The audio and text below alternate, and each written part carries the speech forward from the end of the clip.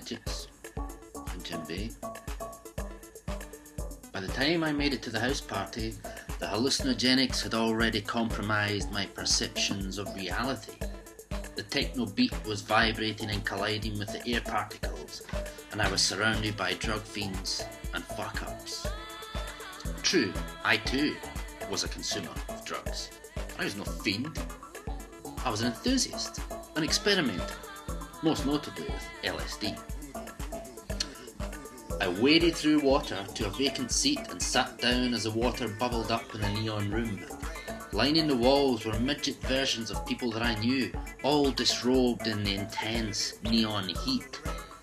I was looking for a girl to be with when this giant of a man appeared in front of me, his shadow looming dark and heavy. He seemed sinister, like he was about to ruin me, so I got up to leave. He wasn't going to ruin my hallucinogenic evening. No way. He slammed his hand into my chest and I fell back into my seat. "Sit down!" he bawled. His voice echoed endlessly. There was a sudden flash of light. A big globe hovered in the centre of the room.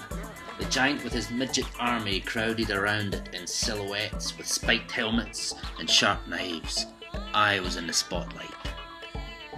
"Look at this junkie sitting here with his stupid grin and his eyes spinning around in his head. Hey guys, let's freak him the fuck out!" They all began to chant, "Loser! Loser! Loser!"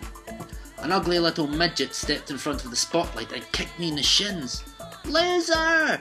he screamed. The little shit was just the right height to be kicked in the goddamn face. But instead I froze in a moment of petrified horror. I reached out and I gripped him on both shoulders and someone screamed, "Get your hands off him, you kiddie fiddling bastard!" I had made a grievous error. The badge on his little sweater, bright red like a warning sign. "I am 5. In a moment of panic, I heaved him aside and he clattered into a pile of chairs. I swung my right foot into the white globe and the room exploded into darkness. I rattled through toddlers like a bowling ball through skittles, tramping on tiny feet, elbowing plump little round faces. "Get out of my fucking way!"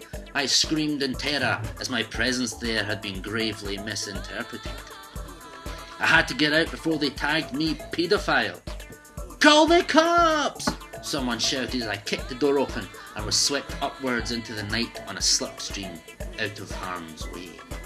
In a moment of enlightenment, I saw beyond the rooftops of my loathsome town, across the vast blackness of the countryside, to the distant twinkling lights on the horizon of some other place. I was getting out, ditching my circumstantial friends, dumping my geographically convenient girlfriend. My prizing free of the grips of Zero Prospect Town was nigh. I declared to all the dead memories, this will be my last trip.